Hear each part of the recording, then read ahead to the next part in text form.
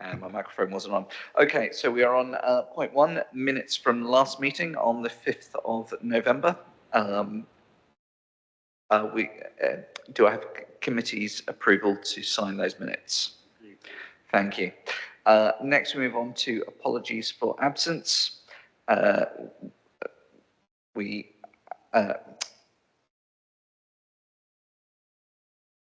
Just Fiona Guess. Okay, so we've got from Fiona Guess and from Councillor Robert Stewart.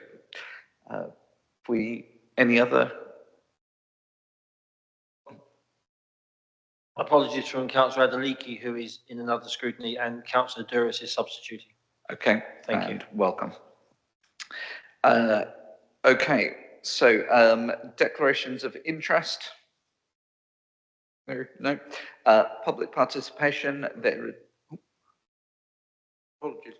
I probably should declare, although it may not be necessary, that I am a director of Hertfordshire Translation Service, which is part of Community Action Decorum. Not a trustee of Decorum at CAD, but I just thought I'd let you know that because there are some contracts that may fall from DBC to CAD. Okay, thank you for the declaration. I doubt we will get into that level of detail, but it is on the cards. So public participation this evening, there is none. Action points from the previous meeting, there were none carried forward.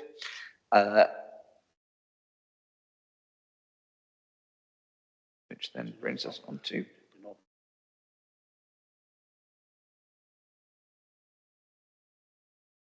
I apologise, I wrong point. So yes, on page 7, we do have a request for Councillor Williams that's sitting with Councillor Brooks that is currently ongoing. Chair, I understand it has been circulated this afternoon, the answer. Oh, okay. Yeah, I was going to say we received a detailed answer this afternoon. Thank you for that. Okay, great. Thanks very much. We can close that one. Okay, now we move on to agenda item 7, which is the work programme for the next upcoming meetings. So we will have our next meeting on the 14th of January, followed by the 5th of February. If anybody has any comments or questions on the work programme, please feel free to contact myself and Trudy outside of the meeting. And with that, we will move on to the bulk of tonight, agenda item 8, the Budget Overview and Scrutiny Committee draft budget proposals. So I will pass over to Nigel, but I believe, oh no, I'll pass on to Catherine, sorry. Thank you. So we're going to give you a brief recap on some of the strategies and programmes of work that are underway to support the MTFS in the coming year's budget. It's information in the main we've presented over the past year to the committee, so we thought it would still be useful to recap before we open for general questions on the budget. Our Head of Commercial Development, Ben, is supporting one of the other committees tonight, so he can't be here for a quick recap. I'll give on the commercial strategy, which he's been instrumental in driving forward. But in terms of this strategy, I'll give a brief reminder on its aims and key themes, and touch briefly on a couple of programmes of work underway that support those themes and the wider MTFS. And then I'll hand over to Aidan for a recap on transformation and people strategies. Thanks. So in terms of the commercial strategy, it launched... Sorry to interrupt. Could you just change your view to preview? Well, it's a bit more on the screen. Oh yes, 2D.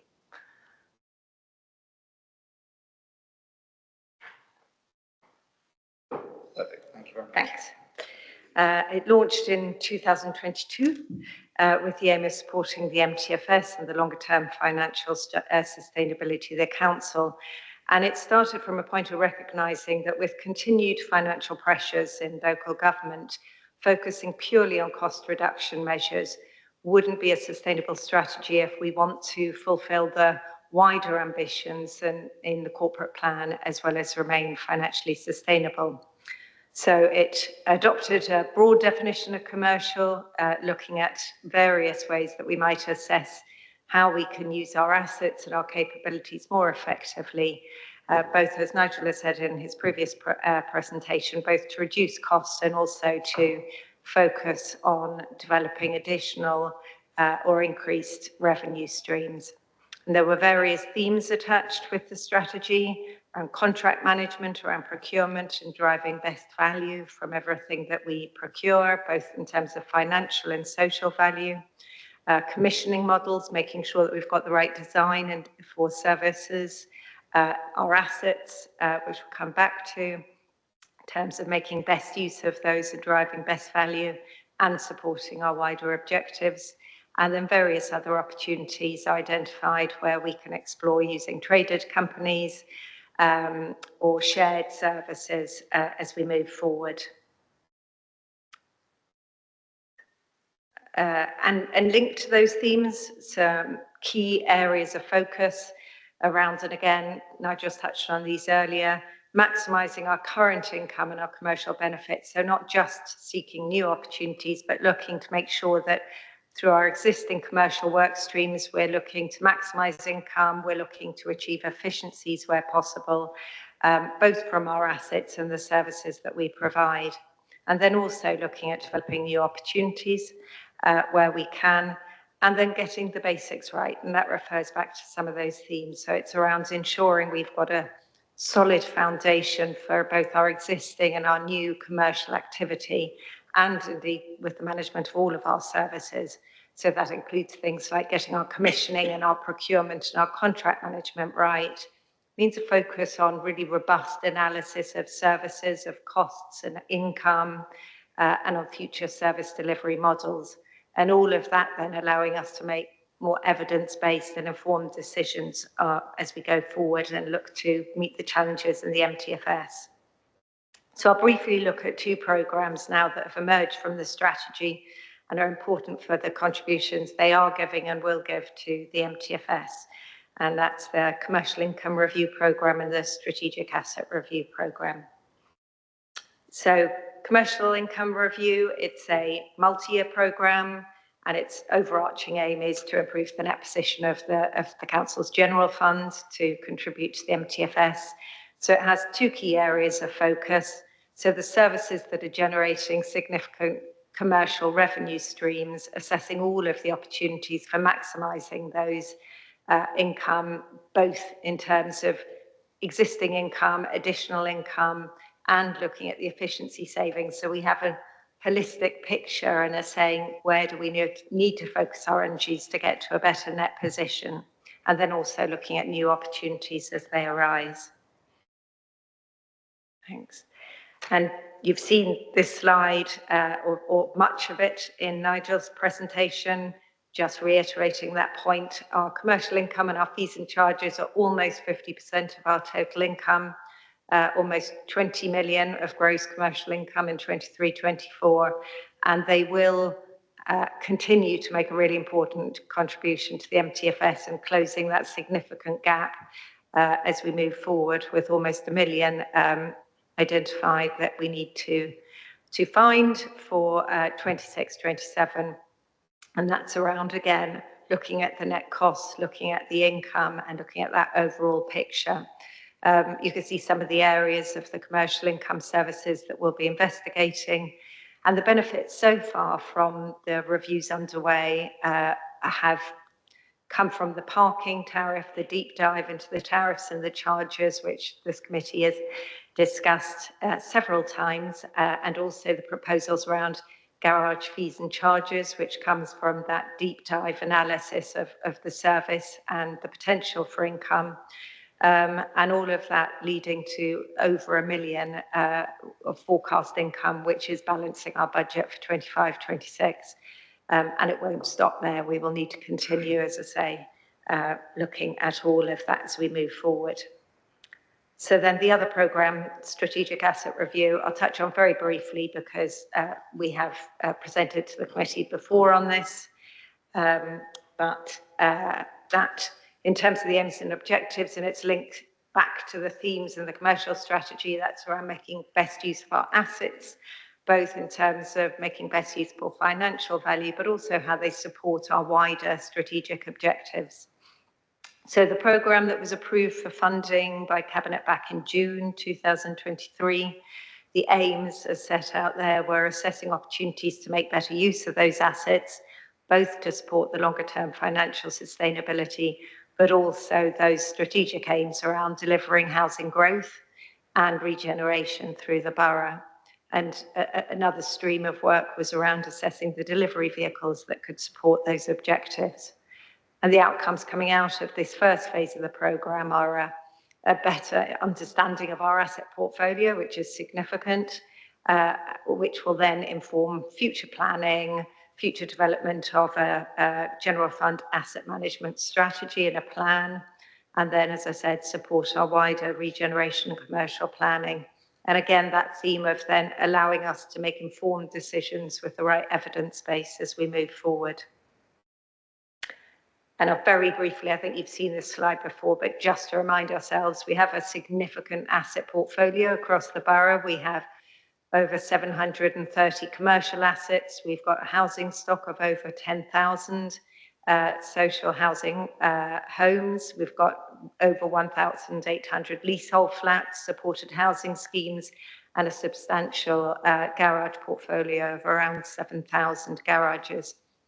In addition, we've got our strategic sites in Hemel Hempstead, and then a variety of leisure, cultural, civic portfolio throughout the borough. So work streams and progress to date. There were 4 work streams in the initial proposals put to Cabinet in June 2023. First was a high-level strategic review of all of the asset portfolio at a high level to assess performance and have that first pass of risks and opportunities and issues to take forward. We have a housing estates review, a garage portfolio review, and that assessment of delivery vehicle options. And they're all at various stages, those projects. They'll come back to the committee at various points once they conclude. But very briefly summarising some of the progress and benefits to date. We shouldn't underestimate the significance of the analysis that's been done across that asset portfolio that I talked about, how large it is, looking at the data management, looking at how we can best get into deep dives that will allow us to understand our opportunities better and our risks.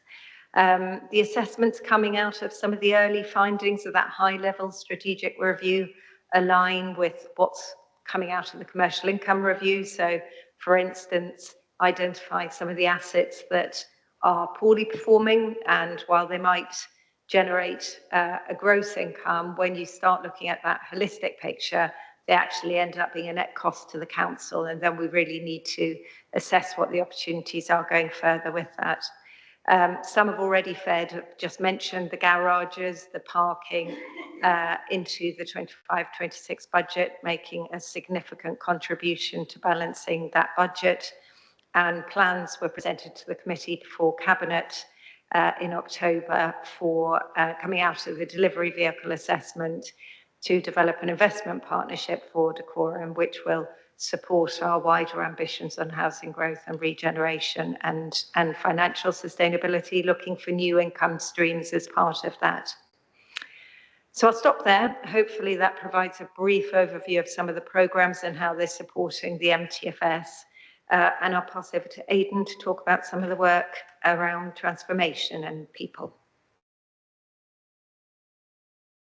Thank you, Catherine. And again, just to echo Catherine's points around this will be hopefully quite a short couple of slides, because it reflects and talks about some of the things that we've had an ongoing conversation with yourselves in this committee over the past year and indeed longer.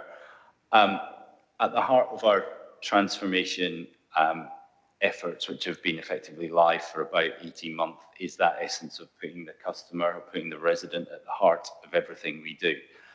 And hopefully you've heard us talk about that both in this committee, but indeed elsewhere. It's at the heart of our new corporate plan. where we are now in terms of our journey is we're very much in delivery mode. So to refer back to Nigel's points around efficiencies and service improvements and savings that will need to be made in the future, we're confident and hopeful that transformation will be at the heart of those conversations and those savings and those efficiencies which the council will undoubtedly need to make. In terms of where we're going, just a reminder, we're moving towards a new target operating model that is trying to take the cost and effort and resource out of those high volume transactional interactions we have with residents, which we know take up a lot of time, both for us and for our residents, and can be, for want of a better word, infuriating, so that we can make them more straightforward, that we can make them more understandable, more relevant, and we can focus our resource on those more complex cases where people, which are going to take longer and take greater expertise. Partly that is delivered by our customer charter, which was launched internally over a year ago, but also launched publicly more recently, I think a couple of months back, where we are publicly saying we are happy to be held accountable to these principles. So this is what you can expect from the council. Why that's important, apart from being open to our resident about what they can expect, is because it allows us to set standards internally about all those good things, about how we want to behave. And then wrapped around all of that is a significant and complex programme of work where we're looking to redesign our services within the council.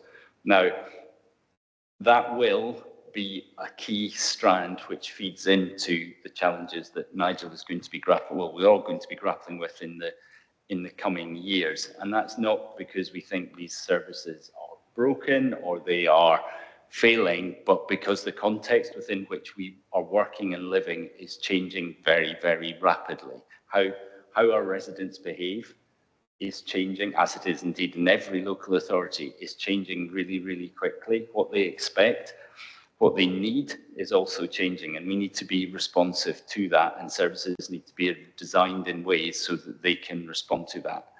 The central kind of tenet of this is that actually a service that is functioning well and is responsive to the needs of our residents is likely to be highly efficient.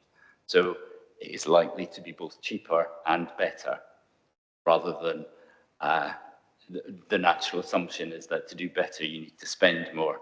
In reality, because of the digital age in which we live, and how we know our residents live and behave, the opposite's is kind of true.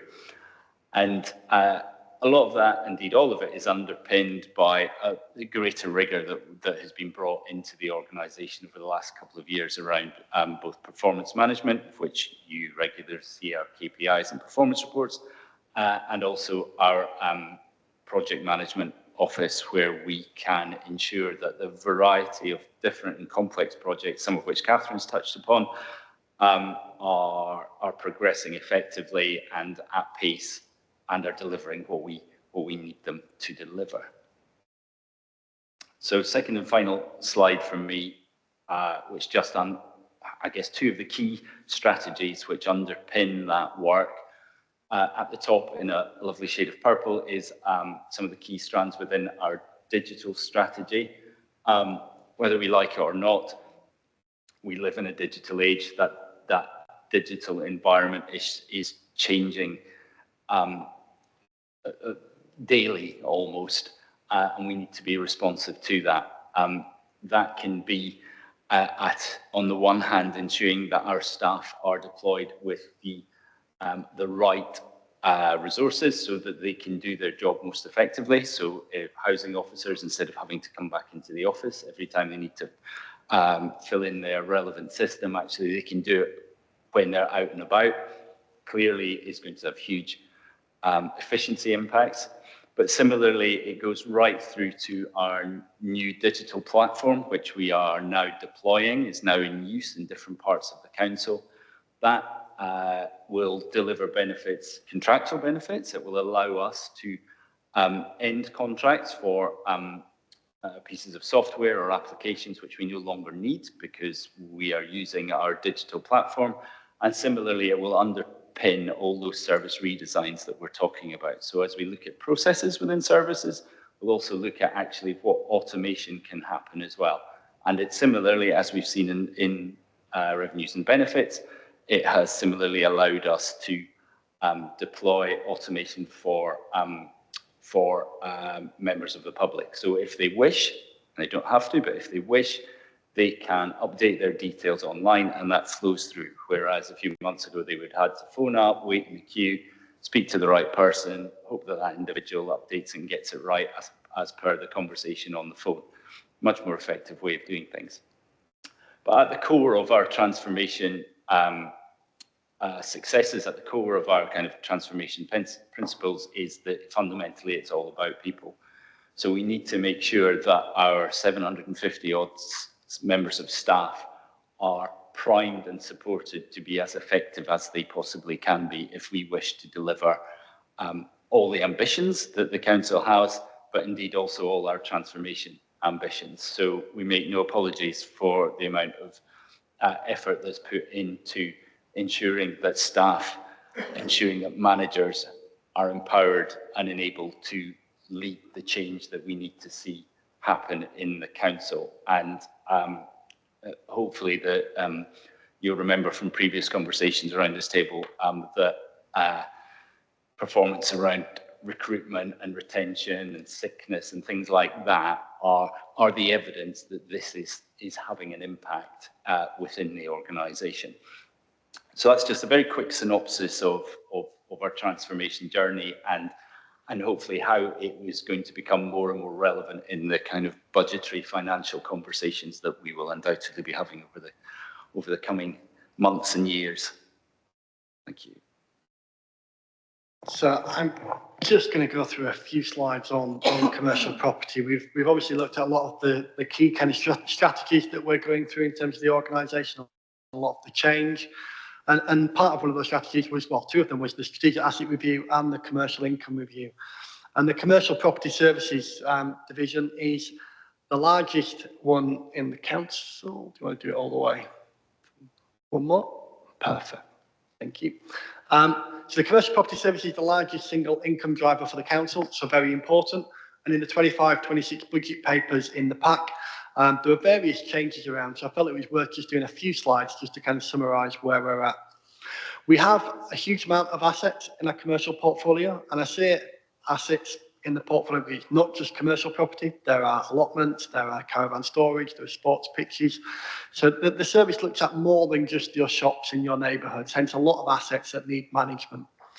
This has been a key income driver for us, and in 24-25, they're looking to achieve just short £6 million of income. That only tells part of the story.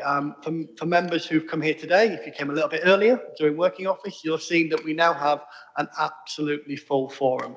Now, in terms of the work that's gone on this year, to settle those 3 high-profile leases, it's a phenomenal piece of work. I think Fraser Freeth said the best commercial property deals in Hemel in the last few years, which again shows the good work and the commercial nature that that team is under.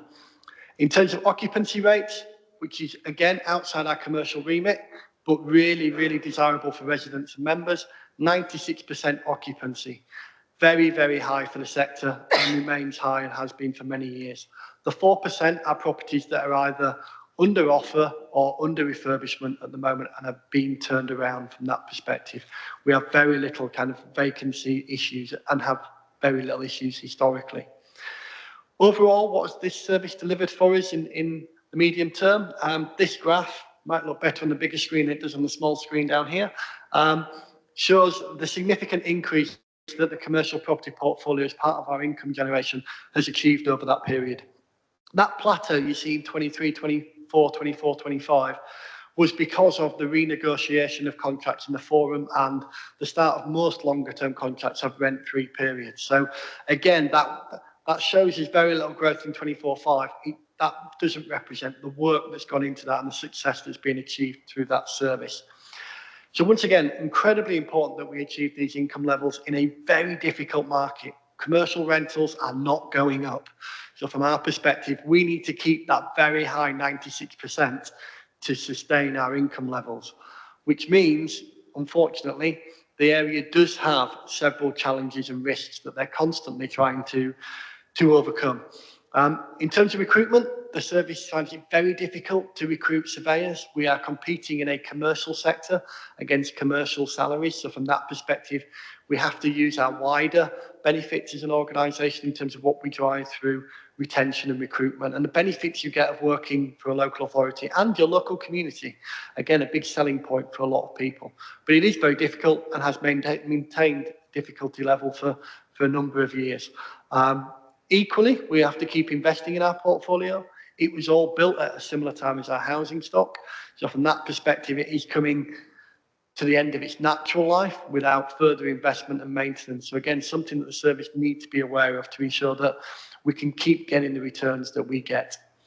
Government policy impacts on everything, but again, the green agenda is coming in, and some of our stock, as I've said, is 50s, 60s. It will require investment, and as part of that strategic asset review, you will see proposals coming forward in the next 12 months on how we can invest in that portfolio to maintain or try and maximise any other income streams. And then the last one is the macroeconomic factors. Although we've kept occupancy high and income levels are high, we do have reasonable levels of debt now, lower levels compared to the sector, but about 50% of the debt that we have is on repayment plans over several years, a lot of it coming from the COVID years when tenants couldn't pay their rent for obvious reasons. So from that perspective, that's not going to go away. It is something that we work on and we report on through our performance management, and it is also something that we provide bad debt provision for. But it is a growing concern in terms of macroeconomic factors and where the local economy goes over the next 2 or 3 years in a very uncertain macroeconomic climate. That was all I was going to raise at this point. So I think we are over to questions, Chair. Thanks, Nigel. Thanks, Catherine and Aidan as well. So I will open the floor up to questions. Just while people are thinking, I'll give you my follow-up to my question earlier about the central government grant. You gave me a good answer, but you didn't give your opinion on a time frame. You sort of said that we were moving towards a simplified thing. Particularly what I'm interested in is, do we expect that there will be a material change in the workload of certain teams within the council? Natasha was sitting there earlier, so I was thinking that of those people that are constantly trying to have to sort of put in funding applications for various projects. So we are promised a fair funding review in the spring of 2025 that will provide a multi-year settlement and outline fewer grants going forward, is the headline timeline from government. In terms of will we have less work to do? Not really, because in recent years when there has been new grants that come out and the bidding process, so I'm thinking a lot of the green agenda, you have to have a project ready, because some of these bids come out and you've got a week to submit and they're fully used up within minutes, and I'm not exaggerating. Some of the ones, the Salix ones around decarbonisation, are used up. So we will always have to work on projects, be it ones that we're developing and rolling out, but also projects that are available, and I think we like to use air fryer ready now, is my understanding, just in case government grants do come out and we have to bid for them. We want to be ready and able to maximise the use. Also, it is a very small part of most officers' work in terms of doing those bids. The uncertainty and the pain of doing it is the thing that officers don't like, not necessarily the huge amount of work. It's you put a bid in, you wait 3 months, then you get told you've got to use it in 3 months. So it's just that kind of chaos that comes about rather than the actual bidding process itself. Thanks for that. I suspect I'm probably projecting a little bit from the charity job, so we've got the pain and the uncertainty. Right, Councillor Duris. Thanks. Couple of things. Risk. Thinking about our commercial activities and contracting with contractors, do we, and when we're formulating a value for the contract in our own minds, do we actually build risk into that equation? And do we also ask the contractor to build risk in case there happens to be a spike in commodities, or indeed, if, from our perspective, if the contractor actually fails to deliver for whatever reason? That's the first one. Can I leave that with you? The other one I've got is that in all the presentations, and particularly Aidan's, I was waiting desperately to hear something, and I didn't hear it, and I'm curious, and the something is AI. How far are we engaging with AI? How much are we using AI for to actually achieve some of the transformational elements that you're talking about? There is a third, well, there's two other quick ones. A lot of residents are showing concern over the future of the Bury. Now, I appreciate that that may well be commercially confidential, and if it is, I accept that. But it's just to flag up that there is a concern, I think, in the area about what's happening to the Bury, because it's a much loved property and it's looking a bit sad for understandable reasons. Should we ask officers to respond, and then you can come on with the others? We do have a couple, and I'm more than happy for you to do the questions, but you've just got 4 in a row, and I think we'll miss out if we don't give officers a chance to respond. My questions are always very short, and they don't have a long preamble. That's how I can get so many in. So I will pick up risk, maybe throw AI over to Aidan, and I'm sure between us we can do the Bury as well. In terms of risk, we assess all risk, all procurement in terms of what risk is in there. The largest contracts we do are generally capital contracts, and we have contingencies built into the budgets that we set for those, normally between 10 and 20% dependent on the contract. There is always a risk in terms of procurement of contracts for service delivery. And from that perspective, we have reserves set aside for risk in terms of inflationary risk or failure of providers. So we do account for that. What we try to do is mitigate risk as much as possible. So when we are procuring, we go through effective, transparent procurement processes. We do very clear, independent and our own financial analysis on organisations to make sure that they're financially secure to deliver that in the short and medium term. So we do try to mitigate it as much as possible, but there is always a risk, be it if we were directly delivering a service or if we are commissioning it to somebody else. The risk kind of doesn't change significantly from that perspective. So it's absolutely at the forefront. And again, I think Aidan mentioned earlier our PMO, our Programme Management Office. All our key projects now, including some of our larger procurements, run through that, and they have a risk register attached to that. So from that perspective, it is constantly part of that PMO process. So just kind of building on the risk concept. So AI is interesting. It's a massive opportunity, but therein lies a significant amount of risk if you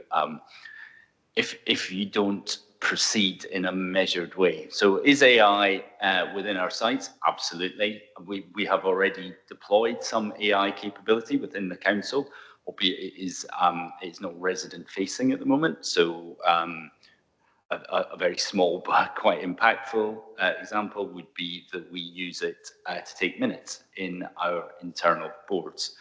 So you don't need an individual to write it down. It's a resource saving. It's not going to change the world, but it's a functional example of how we're using it. But if Yvonne, who's the head of digital, was here, she would repeat the mantra she says to everyone all the time, which is get the basics right first. So something like chatbot capability or the modern variations of those, we could deploy tomorrow onto our website. So you would come along and you would type in whatever it is you want to know about, and it would tell you the answer. To do that, we have to make sure that the information on our website is it was not just correct and up to date, but actually is written in a more accessible way, and so on. So there's a bit of work to do before we can unleash the technology. In many ways, the text. And the main reason I didn't mention it is because through our work, we want to be kind of solution or technology agnostic. So we define how we want the service to be run and what the needs of our resident are. And then we can see what the market or what technology can support the delivery of that. The risk always in transformation is that everyone gets excited by a shiny thing and goes, that's the answer, but we haven't quite worked out what the question is yet. And so long-winded answer to your very precise question, Councillor Douris, which says it's very much in our sights, but it needs to be programmed in carefully so that we don't end up in a bit of a pickle. And a very concise answer on the Berry.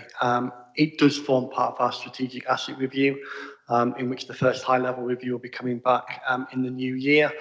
It is an asset that we absolutely value as an organisation. We just need to find the right thing for the Berry going forward. And members will be part of that process through the strategic asset review and the future outcomes of that. Thank you. You happy to wait for Councillor Gale and come back with your next questions? No, I might do. Okay. Councillor Gale. Thank you. Thank you very much for the presentations and also the report. Just one area that I was interested in is temporary accommodation. Does that mean, this refers to temporary housing when there's a resident looking for social housing who's homeless?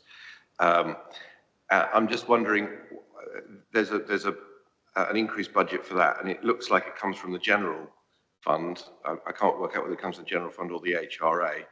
And also how much of this is investment in new temporary housing, and how much of it is refurbishing and modernising and improving the existing temporary housing. I'm asking this because I've got some knowledge of some temporary housing which is pretty awful and is in dire need of improvement. And I'm just wondering where the budget comes from and how much is going to be spent on actually improving the temporary housing we've got and making accommodation for what is looking potentially to be an increased demand for temporary housing, where people are often there for much longer than they really ought to be there. So from the current perspective, the temporary accommodation, well, not in current, from a local government perspective, temporary accommodation is a general fund issue. So homelessness and TA falls under the general fund and is the auspices of those finances. From our perspective, we have been able to manage temporary accommodation within a portfolio of some 200 units that we have across the organisation until 24-25. And in this year, we have actually had to put some residents for short periods of time, well within government guidelines, unlike other authorities, into B&B and temporary accommodation in the private sector. That is what we're looking at the moment. We've done a deep dive on future demand, and we're now looking at future solutions to try and meet that demand. There are pressures. There is no growth in the budget for 25-6 on TA, even though we've got pressure because we're waiting to finish our temporary accommodation strategy going forward, so that we can allocate the right funds, be that capital, be that revenue, to support that service going forward. In terms of at the peak, I think we had 41 homeless households in B&Bs this year, which is the first time we've used them. It's now gone down from that figure, and they've only been very short stays on the whole in those facilities. We do need to invest in our current existing housing stock for temporary accommodation, but it's a chicken and egg. Every time you want to close a unit to reinvest to do the maintenance, that's one less home that you've got available. So again, it's around turning those properties around as quickly as we can. The pressure comes because the money we get from government in terms of housing allowance for these individuals compared to the cost of the rent for them, there's a difference, and that's where the pressure is coming. So ideally, we want to find our own stock and our own solutions so that we're not having to pay those private sector bills. Thanks, Nigel. Councillor Allen. Thank you, Chair. I just wanted to come back to Councillor Douris on the Berry to reassure him that it has been a topic of a lot of discussion in portfolio holder meetings, and there is a cabinet visit to the site to initiate the process of discussing ways forward with the Berry. Thank you. Councillor Douris, do you want to come in with your additional questions? No, I'm going to pass on my last one. Okay, so we'll move to Councillor Silwell. Right. When Nigel said earlier is a new home bonus to end 2026 as expected, right? But it's here council received 1.1 million of new home bonus in 2025. 2025-26, 0.5 assumption. Is that correct one? So in terms of new homes bonus, we received £1.2 million in 24-25. We are expected to achieve between £400,000 and £500,000 in 25-26. A significant reduction in how much new homes bonus we receive, but in line with our MTFS that was approved in October, because we were expecting a significant reduction in the new homes bonus. So from that perspective, we are getting less than what we've had in the past, but it is in line with what our budget expectations were. And just to pick up your question from the main group session earlier, it was related to housing annual rent increases of 2.7% and how can we support the pay award of 3.5%. The 2.7% increase on rents brings in £1.4 million of income, which far exceeds the pay award 3.5%, which is about 600,000, but is also able to cover the maintenance cost. It balances out. It's because rent is 70 million and pay award and pay is about 30 million. So there's significant divergences in the amount, which is why it can still be financed. Thank you. Councillor Elliott. Nigel, I missed your seesaws in your presentation. That's for the MTFS, Councillor Elliott. Ah, drat. £400,000 to £500,000 coming from the new homes bonus. Now, 1.1 million got whipped into the climate change reserve last year. Where do you intend putting the £500,000 that's going to come in? I believe it was set out in the MTFS, and if not in the draft documents, apologies, but I believe it's going into the Housing Development Fund, as usual. That's good, because it should have gone there last year, but there we are, that's my thoughts. You mentioned the commercial property rents, £400,000, evidently the ERR, it's coming, that's not coming from that anymore. How are you going to make that up? Because you say that rents are climbing income, so how is that going to be done? So as I showed on my slide, and I can take no credit, but the work that Richard Rice and his team have done to increase the income in the forum by 3 new tenants, increases the income by circa 400,000 year on year, which is able to cover the 240,000 or 50,000 from ERR and the annual inflation for that service. The reason I was alluding to commercial properties, one, because it's a significant income stream, so it's absolutely something members should be aware of, but also it's 96% occupied now. So from that perspective, there's little scope within that existing portfolio, but we have the strategic asset review, which is aiming to try and maximise the use of those assets, maybe repurpose some of them, maybe invest in them to drive some of those income streams up. That will be more of a medium-term driver. But again, it's achieving great income. I'm taking all your credit. Is there anything you'd like to say, Richard? Hi, Councillor Elliott. Just to add that we've got quite a heavy caseload and a backload of work, so we think that will be a rich mine to tap into. So we're just going to continue our work on existing casework, and hopefully that will bolster income for the coming year as well.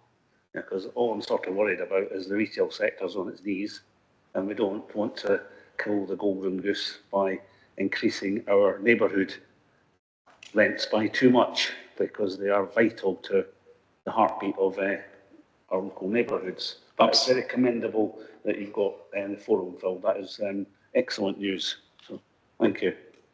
I can always rely on the commercial team to do well. Thank you.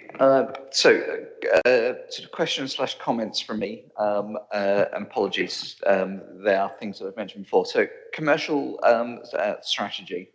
Now, I've had some, there are some perception concerns that we've mentioned in previous years that I think possibly are getting a bit more accentuated at the moment, which is that when we are looking for further income-making opportunities, what we don't want to do is be looking to making those income opportunities off our residents, and especially for things that the residents may have felt that should be being provided without additional funding. The green bins being the classic example of that. Now, I'm not going to get into the big green bin conversation, but I am aware that some of the other parts of commercial strategy that we have been investigating to look at additional incomes have dropped off during this year as we're trying to move that. So I just want to sort of push that comment forward again, because obviously we should be looking at more and more things to sort of replace those ideas, but always having that focus of where, who is our customer and how is that going to be perceived. Linked into that, on the praise side of it, is I think that we've had some successes with our people transformation strategy. I think that's going very much in the right direction. Almost to the point that we are looking at our people and their expertise as something that we could utilise outside of the council if we've got capacity to do that. So I would very much like to see that as the transformation strategy sort of comes to an end, we would be looking, first of all, at in-housing a lot of the services that we're currently doing outside, and then trying to work out whether or not there is a market and expertise locally for some of the things that we're doing there. Whether that is, if we've got our maintenance teams that's currently being done through Cardo, would we be able to have a property maintenance service in the same way that we do pest control service, that type of thing. And that's sort of some of the questions I'd like to see coming into the next phase of the commercial strategy.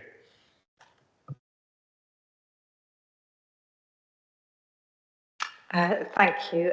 Yeah, points duly noted. I think in terms of new opportunities going forward, just back to what I was saying before around it, not just focusing on one avenue of opportunity, but looking at maximising what we can from even the current services that we have and the current income generating services, not necessarily all through income generation, also looking at the flip side on costs and improving the overall net position, but also taking into account that inflation and where costs go up, we do need to keep on recovering the costs and working that out.